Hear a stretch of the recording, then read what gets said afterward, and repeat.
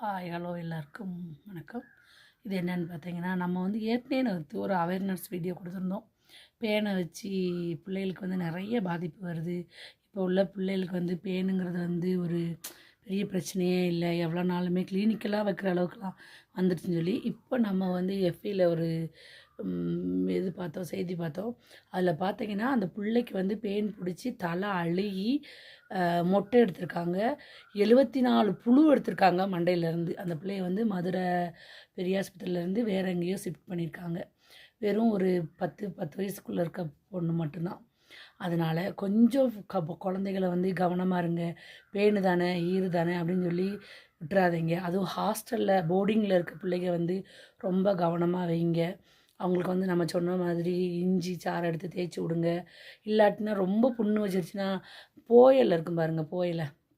அந்த போயிலையில் வந்து சின்ன உள்ளியும் போயிலையும் அரைச்சி சேர்த்திங்கன்னு தெரிஞ்சுன்னா தலையில் நல்லா குளிக்க வச்சிங்க. 2-3 தடவை குளிக்க வச்சிங்கன்னா தலைக்கு எந்த சைடு எஃபெக்டும் இருக்காது.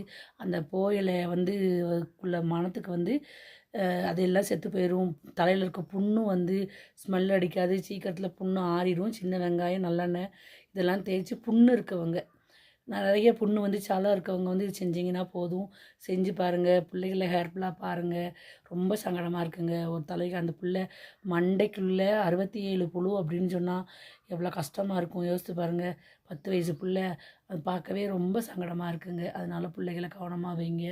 நம்ம சொல்கிற டிப்ஸ் எல்லாம் ஒன்று யூஸ் பண்ணிவிட்டு பாருங்கள். பிள்ளைகளுக்கு பேனு ஈறு இருந்தால் ஒன்று க்ளீன் பண்ணி விடுங்க. நமக்கு பிள்ளை செல்வன்றது பயங்கர நிறைய பேருக்கெல்லாம் குழந்தைகள் இல்லாமல் ரொம்ப கஷ்டப்படுறாங்க.